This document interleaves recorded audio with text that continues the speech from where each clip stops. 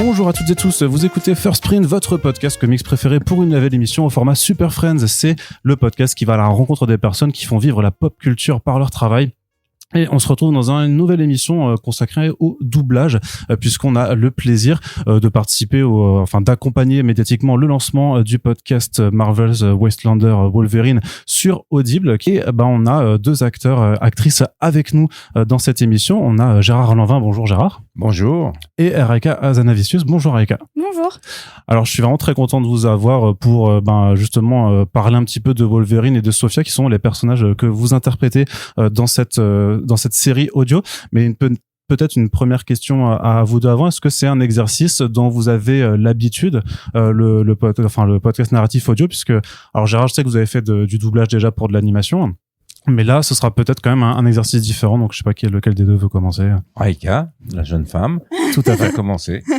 Alors, non, moi, c'était une toute première, autant un exercice de la voix que podcast. Enfin, j'ai jamais fait de doublage, j'avais jamais fait d'exercice comme celui-là. Donc, ça a été une vraie découverte. Gérard. Moi, j'ai fait des doublages de dessins animés, ce que je souhaite à Aïka, parce que c'est magnifique à faire. C'est des moments super. J'ai vraiment vécu en studio devant ces images animées, ces personnages, l'âge de glace, les indestructibles, enfin peu importe, des bons moments de détente et en même temps de concentration sur ce qu'il y avait à faire, le jeu. Mais là, le podcast en question, Marvel, faire du Logan, c'était effectivement un exercice totalement différent parce qu'il n'avait pas d'image, pas d'animation, rien. Il y a une tablette et de la lecture. Et les partenaires en face qu'on a à peine le temps de regarder, sauf à l'heure du déjeuner, parce qu'on est dans le noir et qu'il faut interpréter un texte en le lisant et en répondant à l'émotion de l'autre, mais une émotion qu'on entend uniquement. Donc il faut avoir affaire à des acteurs et des actrices qui ont déjà le tempérament à vouloir s'amuser avec des personnages qui sont hors du commun. Alors, est-ce que c'est aussi un univers, parce qu'on est dans l'univers Marvel, un univers qui vous parle? Est-ce que vous, j'imagine que vous allez sûrement voir des films de temps en temps, parce qu'il y en a quand même à profusion. Au-delà de ça, est-ce que vous lisez aussi un petit peu les bandes dessinées? Alors, moi, je lis pas du tout de comics. C'est un univers que je connais pas très bien. Par contre, X-Men, en fait, je connais les gros films qui ont un peu marqué les générations, ceux que j'ai vus. Donc, X-Men, je les ai vus. C'est le Marvel que j'ai le plus saigné avec Spider-Man, du coup. Les premiers, surtout, parce que vraiment, ils étaient très, très, très bien. Donc, vraiment, c'est les blockbusters que je connais. Je suis pas du tout une fan. D'ailleurs, je fais... c'est triste, mais mal la différence entre DC et Marvel par moment. Comme plein de gens. Voilà, comme beaucoup de novices. Donc, c'est pas du tout mon expertise. En revanche, l'univers X-Men, je le connaissais, ce qui d'ailleurs aidait vachement à la compréhension du texte, parce que c'est vrai qu'il y a des termes, en fait, si tu les as pas vus en film, quand on t'explique ce que c'est qu'un cérébro, si t'as pas vu le film, c'est très compliqué de visionner, quoi. Donc heureusement, je suis tombée sur un épisode où je pouvais suivre et où forcément c'était hyper enthousiasmant pour moi parce que quand j'étais petite, je jouais à mi-truc, t'es mi-humain, mi-mutant, quoi. Genre donc ça faisait quoi des choses que ça je connaissais. C'est-à-dire que vous avez fait un petit peu de recherche alors juste pour justement peut-être revoir un film X-Men. Non, j'ai pas fait de recherche parce que je l'avais en tête. Enfin, j'ai même joué à la DS sur X-Men. Donc non, j'ai pas fait de recherche. En vrai, j'avais tout assez frais en tête. Je pense que la dernière fois que j'ai vu X-Men, c'était il y a 5-6 ans.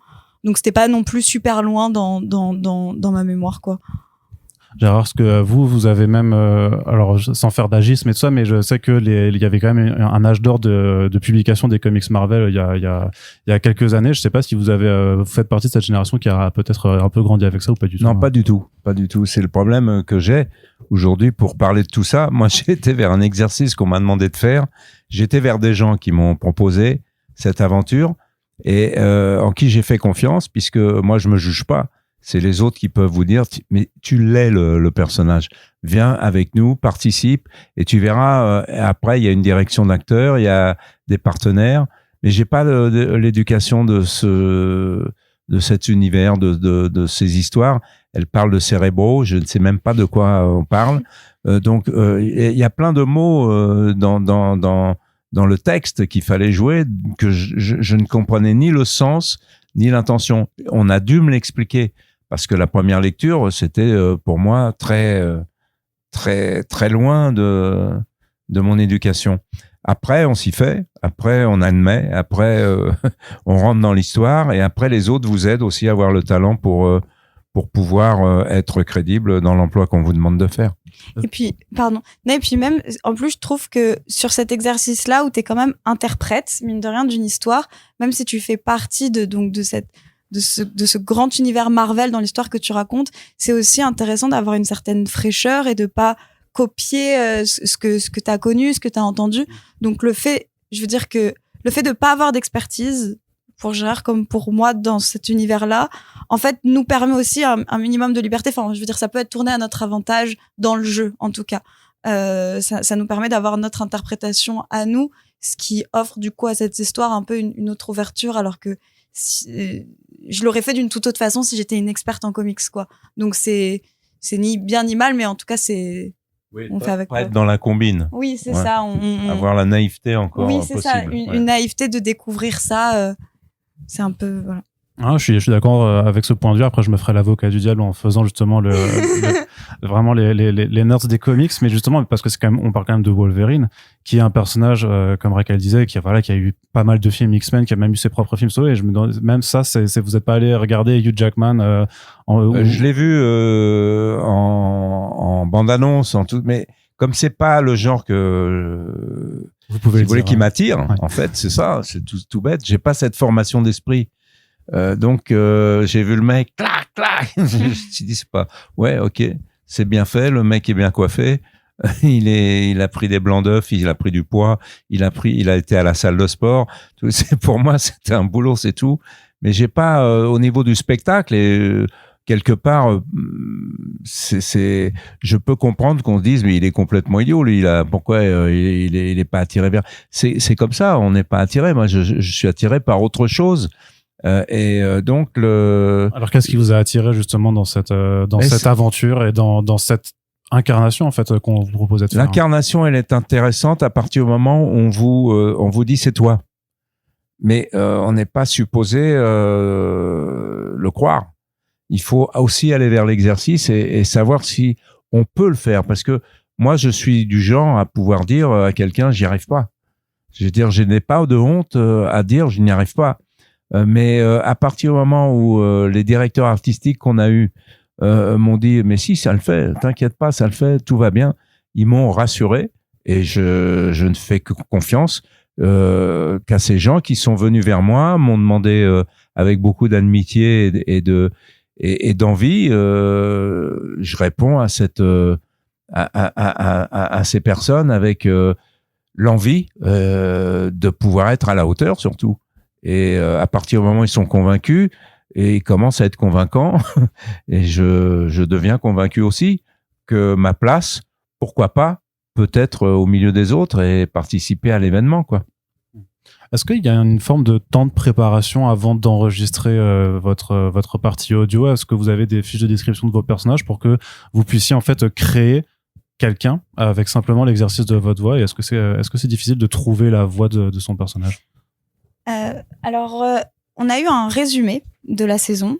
Je sais que c'était déjà sorti, il me semble, en version anglaise, qui était pas en format gratuit sur les plateformes. Donc, il fallait payer pour pouvoir écouter, il me semble. Ouais. Non, pas le nôtre. Le premier Wastelanders, la première saison était disponible gratuitement avec c'était un partenariat entre SiriusXM et Marvel, okay. Mais oui, les autres étaient payants. Donc moi j'avais écouté celle qui était dispo en ligne pour capter un peu l'univers, c'est-à-dire capter la réalisation qui mettait les bruits derrière, etc. Parce que tout n'est pas réalisé pareil. Après j'ai vite capté qu'en écoutant ça allait me mettre dans un rythme que j'avais pas envie qu'on m'impose et qu'il fallait trouver seul.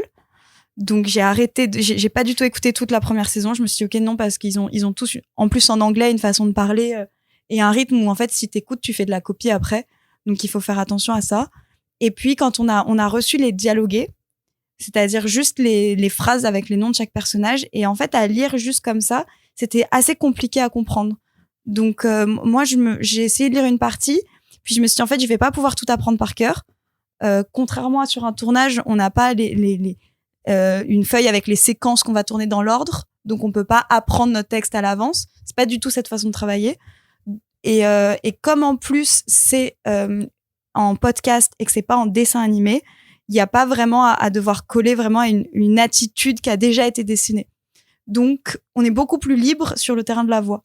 Moi, j'ai jamais fait de dessin animé, mais ce qu'on me dit souvent, c'est que y a un truc qui bouge et il faut quand même coller à l'émotion qui est déjà écrite. Là, on est beaucoup plus libre sur ça. Donc, en fait, quand on arrive, on a juste notre texte et on commence et en fait, on se met dans le bain et au fur et à mesure, comme disait Gérard, grâce au directeur artistique de plateau qui est là, et on trouve un peu notre rythme et dans la voix, plus dans la tonalité, dans les intonations, un peu notre personnage. Mais par exemple, moi, pour Sophia, je suis pas du tout allée changer ma voix parce que c'était pas ce qu'on me demandait. En fait, c'était pas vraiment cet exercice-là. C'est difficile de jouer les émotions parce qu'en fait, il vous reste plus que ça. En fait, vu qu'il n'y a pas d'image, on vous filme pas. Est-ce que c'est plus compliqué par rapport à vos expériences sur des séries ou des films? Ça se fait. C'est ça qui est fou. C'est qu'on y arrive, quoi. On y arrive, mais il faut une direction artistique. Il faut avoir un pas de recul. Ils l'ont, les directeurs artistiques, pour avoir l'avantage. C'est-à-dire que nous, on lit, on interprète des mots, des fois on les comprend pas, il faut revenir dessus, on nous explique la référence. Mais c'est du jeu, donc c'est notre travail, ça. C'est pas très compliqué de jouer. À partir du moment où on comprend. C'est quand on comprend pas que ça devient une angoisse. Donc là, on avait tout pour nous aider à comprendre. Les mecs qui étaient là étaient très très au fait de ce qu'ils voulaient. À partir de là, mais vous savez, au cinéma c'est la même chose. Vous avez un naze comme metteur en scène, ça devient merdique à souhait, quoi. Vous avez une épée, il est beaucoup plus facile d'être bon dans un bon film avec un bon rôle que essayer d'être bon dans un mauvais film avec un mauvais rôle. Donc là c'est pareil, tout était écrit, tout était proposé, tout a été pensé avant. Ce sont des gens très compétents qui ont fait tout ça. Et des gens qui connaissent très bien l'exercice. Et donc, il faut vous référer à l'expérience des autres et leur faire confiance. Oui, et en plus, pour le coup, on arrive du coup sur le terrain qui est X-Men. Donc, avec une histoire qui, de toute façon, est phénoménale et énorme, a des milliers de fans. Enfin, c'est-à-dire que de toute façon, il n'y a pas de doute que l'histoire, elle est cool, quoi.